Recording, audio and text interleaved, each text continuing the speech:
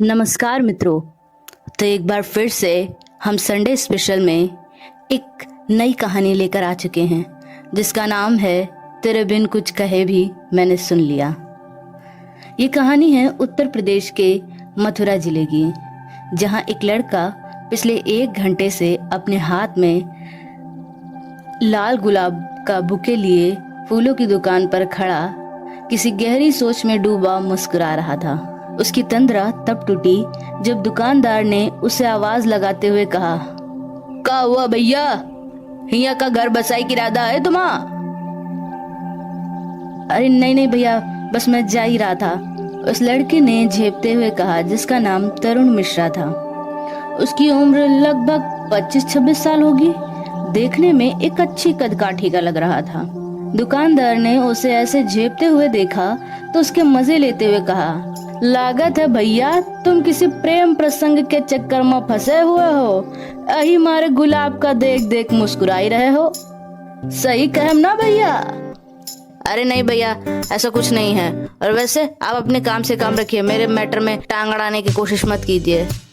तरुण ने एक नजर उस आदमी को देखकर कहा और फिर बुके लेकर मुस्कुराते हुए अपनी बाइक की तरफ बढ़ गया।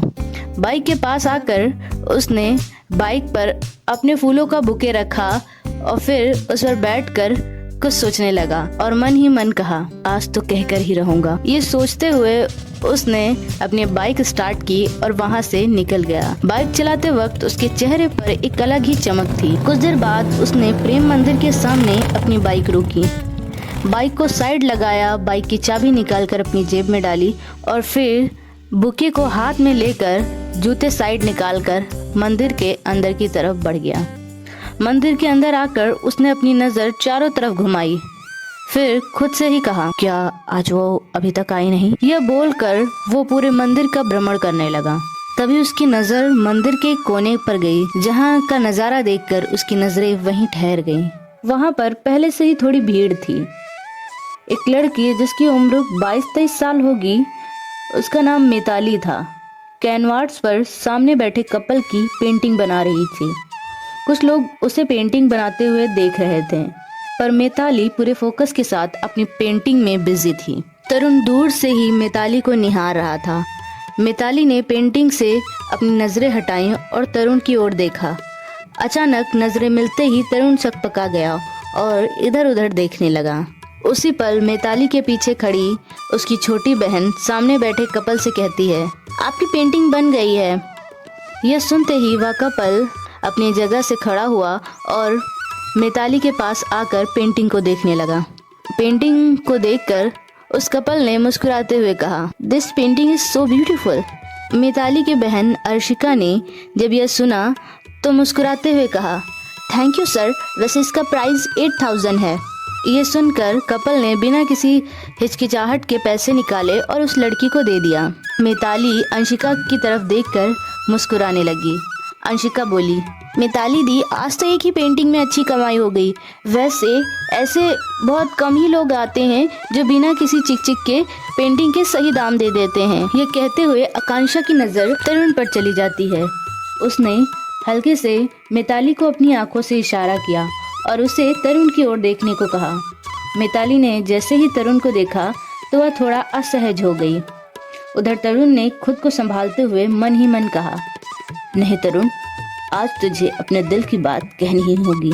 उसने अपने पीछे छिपाए गुलदस्ते को कसकर थामा और गहरी सांस लेते हुए मिताली की ओर बढ़ गया।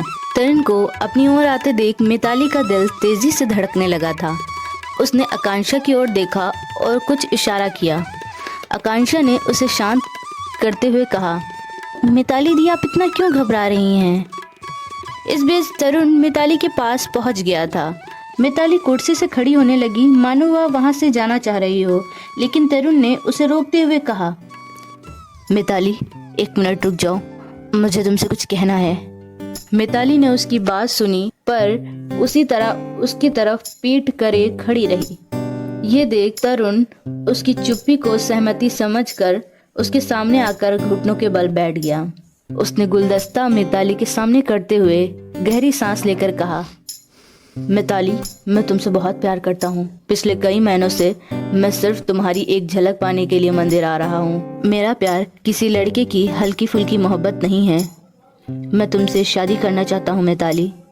यह कहते हुए तरुण मासूमियत से मिताली की ओर देख रहा था, पर मिताली की आंखें अभी भी बंद थीं। उसने तरुण की बात सुनकर उसकी आंखों में देखा और फिर अंशिका की तरफ नजरें घुमाई और अपने हाथों से कुछ इशारा किया। तरुण उसकी बात समझ नहीं पाया। वह उलझन में था कि मिताली क्या कहना चाहती है। तभी अंशिका ने उसकी उलझन दूर करते हुए कहा, दी कह रही हैं तुम्हारा प्यार करना तो मुमकिन है, पर शादी नहीं। अगर तुम शादी करना भी चाहते हो तो तुम्हारे घर वाले कभी उन्हें अपनाएंगे नहीं, और दी तुम्हारे घर वालों के खिलाफ जाकर तुमसे कभी शादी नहीं कर सकती। अंशिका की बात सुनते ही तरुण का चेहरा उतर गया। मिताली बिना कुछ कहे वहां से जाने लगी। तरुण उसे रोकना चाहता था, पर जैसे शब्द उसके मुंह से निकले ही नहीं। वह बस उसे उसी तरह बैठे हुए देखता रहा। तभी अंशिका ने अपना सामान उठाते हुए धीरे से कहा, दी बोल नहीं सकती। यह कहते हुए अंशिका ने मिताली के स्केच बुक और बाकी सामान को अच्छे से रखा और वहां से जाने लगी। तरुण अब भी काफी दूर निकल चुकी मिताली को देख रहा था। तभी उसकी नजर अंशिका के बैग से गिरी स्केच बुक पर गई। तरुण जल्दी से उस स्केच बुक के पास पहुंचा और उसे उठाते हुए अंशिका को आवाज लगाने लगा, लेकिन अंशिका भी अब तक काफी दूर निकल चुकी थी। तरुण ने स्केच बुक को क्यूरियोसिटी के साथ खोला और देखना शुरू किया। जैसे जैसे उसने पन्ने पलटे, उसके चेहरे पर मुस्कान गहरी होती गई। स्केच बुक के हर पन्ने पर मिताली ने उसका ही स्केच बनाया हुआ था। ये देखकर उसका दिल धड़क उठा। उसे मिताली का जवाब तो मिल गया था, पर प्रॉब्लम अब भी यही थी कि मिताली ने उससे ऐसा क्यों कहा कि वो उससे प्यार तो कर सकता है पर शादी नहीं। मिताली जब घर पहुंची तो देखा कि चाचा जी किसी आदमी से बात कर रहे थे। वह दरवाजे पर खड़े होकर सुनने लगी। पुरुषोत्तम, तुम्हारी बड़ी बेटी में बाकी सब तो ठीक है, लेकिन समस्या यही है कि वह गूंगी है। अब तुम ही सोचो, कौन से माता पिता अपने घर में गूंगी बहू लाना चाहेंगे? मेरी मानो तो छोटी बेटी अंशिका की बात चलाओ, उनका लड़का भी अंशिका को पसंद करता है।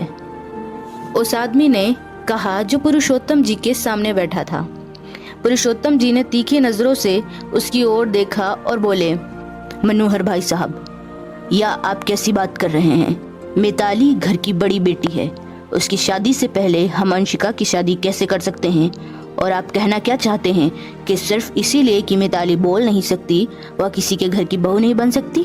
इस पर मनोहर जी ने पुरुषोत्तम जी को शांत कराते हुए कहा, देखिए पुरुषोत्तम भाई, मैं या तो नहीं कह रहा कि मिताली कभी किसी के घर की बहू नहीं बनेगी, पर सच तो यही है कि उसे भी वही लड़का अपनाएगा जिसमें कोई कमी हो। कोई सर्वगुण संपन्न लड़का मिताली बिटिया से शादी करने को क्यों तैयार होगा? और तुम अपने भाई की बेटी के चक्कर में अंशिका की जिंदगी क्यों बर्बाद कर रहे हो और उसके लिए इतना अच्छा आया रिश्ता क्यों गवा रहे हो? मेरी मानो अंशिका के लिए इससे बेहतर लड़का नहीं मिलेगा। पुरुषोत्तम जी के भीतर मनोहर जी की बात सुनकर गुस्सा उमड़ रहा था, लेकिन अपनी बेटियों के खातिर उन्होंने खुद को शांत किया और गहरी सांस लेते हुए जवाब दिया, भाई साहब, अंशिका भी पढ़ाई कर रही है। उसकी पढ़ाई पूरी होने से पहले उसकी शादी का मेरा कोई इरादा नहीं है। और जहाँ तक मिताली की बात है, अगर आपके पास उसके लिए कोई अच्छा रिश्ता है तो बताइएगा। पुरुषोत्तम जी ने अपने हाथ जोड़कर कहा। तभी उनकी नज़र दरवाजे पर खड़ी मिताली पर पड़ी। उन्होंने तुरंत ही बात बदल दी और कहा, अरे मिताली बिटिया, वहाँ दरवाजे पर काहे खड़ी हो? अंदर आओ, तुम्हारी बुआ आई हैं, तुम्हें याद कर रही थी। वैसे अंशिका बिटिया कहाँ है? बापू, मैं और कहाँ हो सकती हूँ? जहाँ मिताली दी वहीं अंशिका। अंशिका ने मिताली के पीछे अंदर आते हुए कहा, अच्छा तुम दोनों अंदर जाओ, तुम्हारी बुआ तुम दोनों को याद कर रही थी। पुरुषोत्तम जी ने कहा तो दोनों एक कमरे की तरफ चली गईं। मिताली के माता पिता का निधन उसके बचपन में ही हो गया था। तब से ही वह अपने चाचा पुरुषोत्तम और चाची के साथ रहती थी। पुरुषोत्तम और उनकी पत्नी ने मिताली और अपनी बेटी अंशिका में कभी कोई फर्क नहीं किया। मिताली भी अपने चाचा चाची को अपने माता पिता के समान ही मानती थी। पुरुषोत्तम एक मूर्तिकार थे। प्रेम मंदिर के बाहर उनकी एक छोटी सी मूर्तियों की दुकान थी, जिससे उनके परिवार का गुजारा होता था। पुरुषोत्तम के 3 बच्चे थे, उनकी बेटी अंशिका, बेटा रजत और सबसे बड़ी बेटी मिताली, जो कि उनके बड़े भाई की भी बेटी थी। मिताली ने अपनी पढ़ाई पूरी कर ली थी और अब वह हर रविवार अंशिका के साथ प्रेम मंदिर जाकर वहां आए लोगों का स्केच बनाकर अपनी कुछ आर्थिक मदद कर लिया करती थी। एक शाम मिताली छत पर बैठी चांद को निहार रही थी। तभी पुरुषोत्तम उसके पास आए और उसके सिर पर स्नेह से हाथ फेरते हुए कहा, "का हुआ बिटिया, अति रात गए यहाँ क्या कर रही हो?" मिताली ने इशारे में जवाब दिया। उसकी खामोशी पढ़ते हुए पुरुषोत्तम जी ने कहा, "अरे बिटिया, ऐसा मत सोचो, हम अंशिका की शादी इसीलिए नहीं कर रहे हैं क्योंकि वो अभी छोटी है और पढ़ाई कर रही है, और वैसे भी घर की बड़ी बिटिया का ब्याह पहले होगा, यह तो रिवाज है।" मिताली ने इशारे से कहा, "अगर मेरा ब्याह कभी नहीं हुआ तो क्या आप अंशिका को ऐसे ही घर पर बिठाए रखेंगे चाचा जी?" पुरुषोत्तम जी ने उसकी बात समझते हुए मुस्कुरा कर कहा, "अरे नहीं बिटिया, तुम्हारा ब्याह जरूर होगा और ऐसे लड़के से होगा जो तुम्हारी खामोशी को भी समझ सके। भगवान पर भरोसा रखो। अच्छा, अब चलो मूर्ति में रंग भरवाने में हमारी मदद करो।" इसके बाद दोनों मुस्कुराते हुए नीचे चले गए। हर रविवार मिताली मंदिर जाती, वहां आए लोगों का स्केच और पेंटिंग बनाती और मंदिर में आने वाले चेहरों के बीच किसी खास को ढूंढने की कोशिश करती। वो चेहरा जिसे देखकर उसे सुकून मिलता था, वो कोई और नहीं, तरुण था। 6 महीने हो गए थे, पर उस दिन के बाद तरुण कभी मंदिर नहीं आया। जैसे तरुण उसे छुप छुप कर देखता था, वैसे ही मिताली की भी नजरें मंदिर की भीड़ में तरुण को ही तलाशती थी और उसका स्केच अपनी स्केच बुक में उतार कर घर जाकर घंटों देखती थी। कहीं न कहीं तरुण का उसे दूर से ही निहारना उसे पसंद था, पर वो कभी भी नहीं चाहती थी कि उसके चाचा जी का सिर उसकी वजह से झुके, इसलिए उसने अपने कदम तरुण की तरफ कभी नहीं बढ़ाए। पर जब उसने खुद आकर उसे प्रपोज किया तो वह उससे सच नहीं छिपाना चाहती थी, इसलिए अंशिका की मदद से उसने उसे सब कुछ सच बता दिया। पर अब तरुण ने आना बंद कर दिया था। धीरे धीरे 6 महीने बीत गए थे। मिताली को समझ आ गया था कि तरुण का आकर्षण केवल उसकी खूबसूरती के लिए था। जब उसे पता चला कि मिताली बोल नहीं सकती तो शायद वह प्यार खो गया था। हर रविवार वह निराश होकर लौटती। उसकी आंखों में यह सवाल था, क्या खामोशी के भीतर छिपी भावनाएं कोई नहीं समझ सकता? उस रविवार जब मिताली मंदिर से घर लौटी तो उसने घर में किसी की आवाज सुनी। कुछ मेहमान आए हुए थे। मिताली ने अंशिका से इशारे में पूछा, क्या आज कोई आने वाला था? अंशिका ने सिर हिलाते हुए कहा, नहीं, मुझे तो इस बारे में नहीं पता। मिताली और अंशिका जब बैठक कक्ष में आईं तो वहां पहले से ही एक 50-55 वर्ष की महिला और उसी उम्र का एक व्यक्ति सोफे पर बैठे हुए पुरुषोत्तम जी से मुस्कुराते हुए कुछ बात कर रहे थे। पुरुषोत्तम जी ने मिताली और अंशिका को देखा तो अपने पास बुलाकर उन मेहमानों से परिचय करवाते हुए कहा, मिश्रा जी, ये हमारी दोनों बेटियां, बड़ी बेटी मिताली और अंशिका। महिला ने जैसे ही मिताली नाम सुना उसकी आंखों में चमक आ गई। वह गर्मजोशी से बोली, ओ तो ये है मिताली, सच में चांद का टुकड़ा है। आओ बिटिया, मेरे पास बैठो, उस महिला ने कहा। यह कहकर उसने अपने बगल में बैठने का इशारा किया। मिताली थोड़ी असमंजस में पुरुषोत्तम जी की ओर देखने लगी। उन्होंने मुस्कुराते हुए मिताली को बैठने का इशारा किया तो मिताली उनके पास जाकर बैठ गई। महिला ने उसके सिर पर स्नेह से हाथ फेरते हुए पूछा, बिटिया, तुमने क्या पढ़ाई की है? मिताली ने एक बार फिर से पुरुषोत्तम जी की तरफ देखा। पुरुषोत्तम जी ने उसे इशारे से जवाब देने को प्रेरित किया। इसके बाद मिताली ने अपने हाथों के संकेत से कुछ समझाने की कोशिश की। महिला उसकी बात को गौर से समझने के बाद बोली, ओह, तो तुमने आर्ट में ग्रेजुएशन की है, बहुत अच्छा। बिटिया, क्या तुमको काम काज में थोड़ी बहुत रुचि है? शादी के बाद मेरे घर और मेरे बेटे को संभाल लोगी ना? अगर पढ़ाई जारी रखना चाहती हो तो वह भी कर सकती हो, हमें कोई समस्या नहीं है। घर के बाकी काम तो नौकर संभाल लेंगे, लेकिन हमारे बेटे की जिम्मेदारी तुम्हें लेनी होगी। महिला की बात में स्नेह था, लेकिन उसका उद्देश्य स्पष्ट था। मिताली को समझ नहीं आया कि वह क्या जवाब दे। वह एक बार फिर से मदद की उम्मीद में अपने चाचा की ओर देखने लगी। पुरुषोत्तम जी ने बात संभालते हुए कहा, बेटा, ये लोग अपने बेटे के लिए तुम्हारा हाथ मांगने आए हैं। मिश्रा जी ने पुरुषोत्तम जी के दोस्त देवेंद्र से मिताली के बारे में सुना था। कुछ दिन पहले ही देवेंद्र ने बातचीत के दौरान मिश्रा जी का परिचय पुरुषोत्तम जी से करवाया था और बताया था कि पुरुषोत्तम जी की बड़ी बेटी मिताली बोल नहीं सकती। उनके बेटे के लिए एक उपयुक्त जीवन साथी बन सकती है। पुरुषोत्तम जी ने मिश्रा जी की बात सुनते हुए धीरे से कहा, भाई साहब, मेरी बड़ी बेटी बोल नहीं सकती। मिश्रा जी कुछ पल के लिए शांत हो गए, फिर बोले, पुरुषोत्तम जी, अगर आप बुरा न माने तो मैं अपनी पत्नी के साथ आपकी बेटी से एक बार मिलना चाहूँगा। देखिए, मुझे इस बात से कोई फर्क नहीं पड़ता कि आपकी बेटी बोल सकती है या नहीं। मुझे अपने बेटे के लिए एक समझदार और सुसंस्कृत लड़की चाहिए। राधा रानी की कृपा से हमारे पास सब कुछ है। लेकिन यह कहते हुए मिश्रा जी की आवाज धीमी पड़ गई। पुरुषोत्तम जी ने उनके कंधे पर हाथ रखकर पूछा, क्या हुआ भाई साहब? मिश्रा जी ने गहरी सांस लेते हुए कहा, वैसे तो जीवन में सब कुछ ठीक चल रहा था। अभी कुछ साल पहले ही मैंने अपनी बिटिया की शादी की थी और अब तो मैं नाना बन गया हूँ। लेकिन कुछ समय पहले ही मेरे बेटे का एक बड़ा एक्सीडेंट हो गया। वह अब तो ठीक है और हमारा शोरूम भी संभाल रहा है। उसके आने के बाद से शोरूम का मुनाफा दुगना हो गया है, लेकिन उस दुर्घटना ने उसकी सुनने की क्षमता को कम कर दिया। उन्होंने रुककर पुरुषोत्तम जी की ओर देखा और गंभीर स्वर में बोले, बाकी वह बेहद समझदार और सुलझा हुआ लड़का है। मुझे लगा कि आपकी बेटी उसे समझ पाएगी और संभाल लेगी। लेकिन भाई साहब, अगर आपको यह रिश्ता ठीक ना लगे तो कृपया ना कहने में झिझकिएगा मत। यह सब तो राधा रानी की मर्जी से ही होगा। उस दिन पुरुषोत्तम जी ने कुछ नहीं कहा और फिर काफी सोच विचार के बाद मिश्रा जी को उनकी पत्नी के साथ अपनी बेटी से मिलने के लिए घर आमंत्रित कर दिया। मिश्रा दंपत्ति जब पुरुषोत्तम शास्त्री से मिलने आए तो घर में एक हलचल सी थी।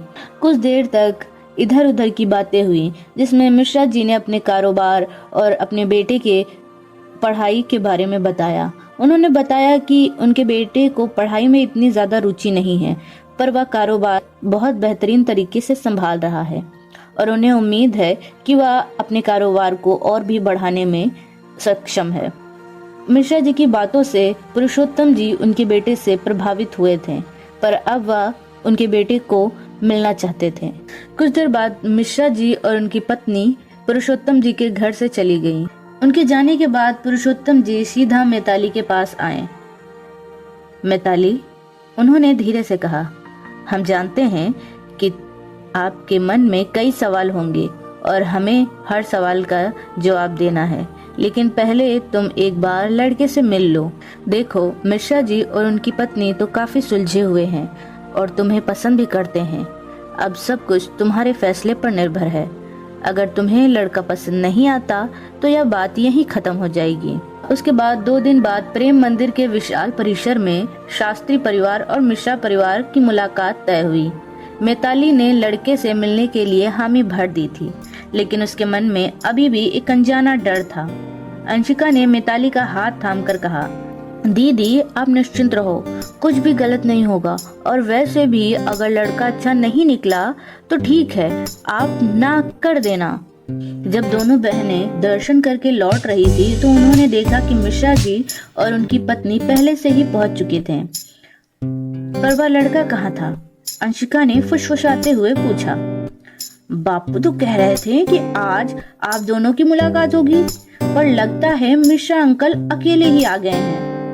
अंशिका ने थोड़ा मजाकिया अंदाज में मिताली के कान में फुसफुसाते हुए कहा। मिताली ने अपने कदम धीमे कर लिए।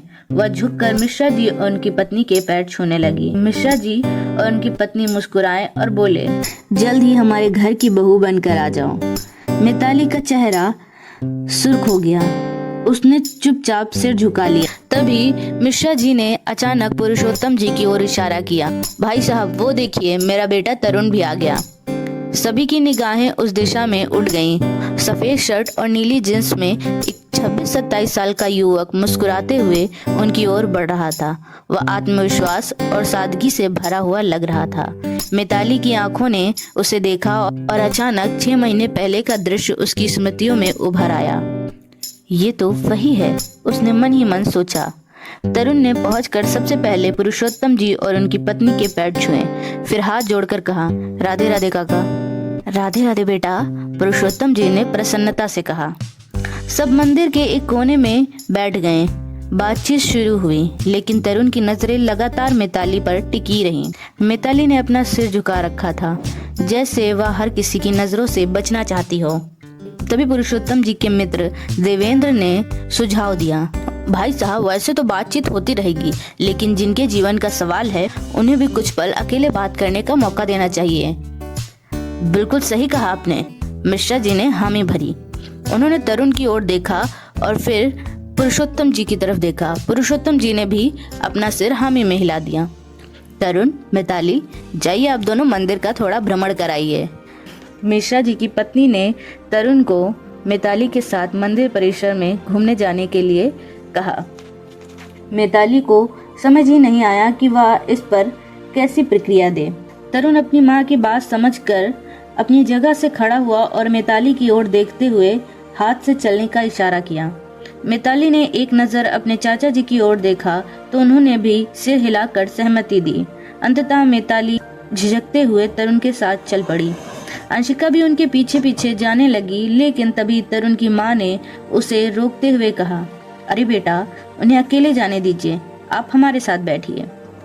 यह सुनकर अंशिका अपने कदम रोककर मुस्कुरा दी और अपनी जगह पर बैठ गई। मंदिर की पवित्र और शांत गलियों में चलते हुए तरुण ने धीमे स्वर में बात शुरू की। आप सोच रही होंगी कि उस दिन के बाद मैं कभी मंदिर क्यों नहीं आया। शायद आपको यह भी लगा हो कि मैंने आपसे दूरी बना ली, लेकिन सच्चाई कुछ और है। उस दिन जब मैं घर जा रहा था तो रास्ते में मेरा एक एक्सीडेंट हो गया था। मैं आपकी उस दिन कही गई बात का जवाब देना चाहता था, लेकिन हादसे के बाद कई महीनों तक बिस्तर से उठ भी नहीं पाया। जब ठीक हुआ तो पापा ने शोरूम की जिम्मेदारी मेरे कंधों पर डाल दी। उन जिम्मेदारियों में ऐसा उलझा कि मंदिर आने का समय ही नहीं मिला। पर कुछ दिन पहले जब घर वालों ने मुझे आपकी तस्वीर दिखाई तो लगा कि अब मुझे वह मौका मिल गया है जिसका मैं इतने समय से इंतजार कर रहा था। जो बात मैं आपसे उस दिन कहना चाहता था वही आज कहता हूँ। तरुण ने हल्के से मुस्कुराकर कहा, हर लड़का अपने लिए एक परफेक्ट लड़की चाहता है, लेकिन परफेक्ट लड़की क्या होती है? मेरे लिए आप पूरी तरह से परफेक्ट हैं। मानता हूँ किसी की बात समझने के लिए शब्दों की जरूरत होती है, लेकिन यह भी तो सच है कि ऐसा तो नहीं है कि बिना शब्दों के कोई किसी की बात समझ नहीं सकता। जैसे आपकी बहन आपकी हर बात बिना कहे समझ जाती है, वैसे मैं भी आपकी बात समझने की कोशिश कर सकता हूँ। आप एक बार समझाने की कोशिश तो करें। और रही मेरे घर वालों की बात, तो हाँ, वो अपने बेटे के लिए एक परफेक्ट बहू चाहेंगे, लेकिन अगर उनका बेटा ही परफेक्ट ना रहे तो क्या वो ऐसी लड़की ढूंढ पाएंगे जो निस्वार्थ उसे अपनाए और प्रेम करे? तरुण की इस बात पर मिताली ने अपना सिर उठाया और उसकी ओर देखने लगी। उसकी आंखों में सवाल और हैरानी दोनों थे। तरुण ने उसकी आंखों में देखते हुए कहा, जो सुन नहीं सकता उसे भला आवाज की क्या जरूरत। ये कहते हुए तरुण ने मुस्कुरा दिया और फिर आसमान की ओर देखते हुए आगे बोला, उस दिन भी मुझे आपका जवाब पता था। मुझे लगा था कि मैं ही आपको छुप छुप कर देखता हूँ, लेकिन आपकी स्केच बुक ने सच बता दिया। पता चला कि आप भी मुझे छुप छुप कर देखती थी और मेरा स्केच बनाती थी। तरुण की इस बात पर मिताली झेप गई और उसका चेहरा लाल हो गया। यह देखकर तरुण ने हल्के स्वर में कहा, उस दिन तो मुझे यकीन हो गया था कि आपका जवाब क्या था, लेकिन आज आप चाहें तो अपना जवाब बदल सकती हैं। मेरा जवाब तो वही रहेगा जो उस दिन था। मैं आपसे प्यार करता हूँ और अपनी पूरी ज़िंदगी आपके साथ बिताना चाहता हूँ, लेकिन सिर्फ आपकी मर्ज़ी से, किसी मजबूरी या सिंपैथी से नहीं। इसके बाद तरुण ने और कुछ नहीं कहा। दोनों चुपचाप वापस सबके पास आ गए, लेकिन उनकी आंखों में अब एक अलग ही चमक थी। तरुण के परिवार ने पुरुषोत्तम जी और उनके परिवार से विदा लिया। तरुण के परिवार से विदा लेने के बाद पुरुषोत्तम जी ने मिताली की ओर स्नेहपूर्ण दृष्टि से देखा। कुछ देर तक चुप्पी छाई रही। फिर उन्होंने पूछा, बेटा तुम्हें तरुण कैसा लगा? मिताली ने कोई जवाब नहीं दिया, बस उसकी नजरें झुकी रहीं। पुरुषोत्तम जी उसके पास आए, उसके सिर पर प्यार से हाथ फेरते हुए बोले, बेटा लड़का अच्छा है, घर अच्छा है, खुद का व्यापार है और कोई बुरी आदत भी नहीं है, लेकिन मैं तुमसे कुछ छिपाना नहीं चाहता। उसकी एक कमी है, वह सुन नहीं सकता। मैं चाहता हूँ कि तुम यह बात जानने के बाद अच्छे से सोच कर जवाब दो। तुम्हारा जो भी निर्णय होगा हमें स्वीकार है। हमारे लिए तुम सबसे बढ़कर हो। तुम्हें किसी भी बात की चिंता करने की जरूरत नहीं है। पुरुषोत्तम जी की बात सुनकर मिताली की आंखें भर आईं। उसने हाथों से इशारा करते हुए कुछ कहा और पुरुषोत्तम जी के गले लग गई। मिताली की बात सुनकर पुरुषोत्तम जी की आंखों में नमी आ गई। वह मुस्कुराते हुए बोले, तुम्हें तरुण पसंद है? कुछ ही दिन में मिताली और तरुण की शादी हो गई। शादी के बाद दोनों का जीवन खुशियों से भर गया, लेकिन कुछ महीनों के बाद मिताली ने तरुण के व्यवहार में कुछ अजीब बात नोटिस की। उसने तरुण को कई बार गिरती चीजों की आवाज सुनकर संभलते देखा। यहाँ तक कि एक दिन उसने उसे फोन पर बात करते हुए भी पकड़ लिया। मिताली को शक होने लगा था कि तरुण सो सकता है। आखिरकार एक दिन उसने तरुण को पकड़कर इशारे से पूछा, क्या तुम सब कुछ सुन सकते हो? तरुण ने अपराध बोध से सिर झुका लिया। मिताली की आंखें आश्चर्य से फैल गईं। उसने तरुण का चेहरा अपने हाथों में उठाया और इशारे से पूछा, यह सब नाटक क्यों? तरुण ने गहरी सांस ली और बोला, मिताली, मैं जानता हूँ कि मेरे माता पिता हमारी शादी के लिए आसानी से राजी नहीं होते, इसलिए जब मुझे होश आया तो मैंने सबके सामने ऐसा दिखाया कि मुझे सुनाई नहीं देता। डॉक्टर ने कई जांच किए, लेकिन उन्हें भी कुछ समझ नहीं आया। यह झूठ मैंने बस इसीलिए कहा ताकि मेरे घर वाले तुम्हें स्वीकार करें। मैं नहीं चाहता था कि वो किसी दबाव में तुम्हें स्वीकार करें। मैं चाहता था कि वह तुम्हें पूरे दिल से स्वीकार करें, इसलिए मैंने ये सब किया। तरुण की सच्चाई जानने के बाद मिताली कई दिन तक उससे नाराज रही, लेकिन एक दिन जब वह चक्कर खाकर गिर पड़ी तो पता चला कि वह गर्भवती है। यह सुनकर घर में खुशी की लहर दौड़ गई। तरुण ने मिताली के पास जाकर कहा, प्लीज मिताली, मुझे माफ कर दो, मुझसे गलती हो गई। मुझे इतना बड़ा झूठ नहीं बोलना चाहिए था, लेकिन मैं तुम्हें और अपने परिवार दोनों को ही नहीं खोना चाहता था, इसलिए यह सब किया। मिताली उसकी भावनाओं को समझ रही थी। उसने हाथ से कुछ इशारा किया, जिसे समझकर तरुण ने कहा, तुम मुझे माफ करने को तैयार हो तो मैं घर वालों से माफी मांगने के लिए भी तैयार हूँ। तरुण ने मिताली से वादा किया और घर वालों के सामने सारा सच बता दिया। सच जानकर सभी बहुत नाराज हुए। कुछ समय तक तरुण से किसी ने भी बात नहीं की। हालांकि मिताली से सब सामान्य रहे, लेकिन तरुण से दूरी बनाए रखी ताकि उसे अपनी गलती का एहसास हो सके। मिताली तरुण के चेहरे की उदासी देख पा रही थी। उसे समझ आ रहा था कि तरुण ने ये सब सिर्फ उसके लिए किया, क्योंकि वह उससे सच्चा प्यार करता था। उसने तरुण को माफ कर दिया था। हाँ, यह सच था कि पहले तरुण के घर वाले मिताली को एक्सेप्ट नहीं करते, पर अब वह मिताली को समझते थे और जानते थे कि वह दिल की कितनी अच्छी है, और तरुण के लिए मिताली से बेहतर लड़की शायद ही कोई और ढूंढ पाते। इसलिए उन्हें मिताली से कोई भी समस्या नहीं थी। जब मिताली और तरुण की बेटी का जन्म हुआ तो पूरा घर खुशी से झूम उठा। बच्ची की मासूम मुस्कान ने सबके गिले शिकवों को भुला दिया था। इस तरह तरुण और मिताली का रिश्ता और मजबूत हो गया। उनका प्यार अब झूठ से परे था, सच्चाई और समझदारी पर टिका था।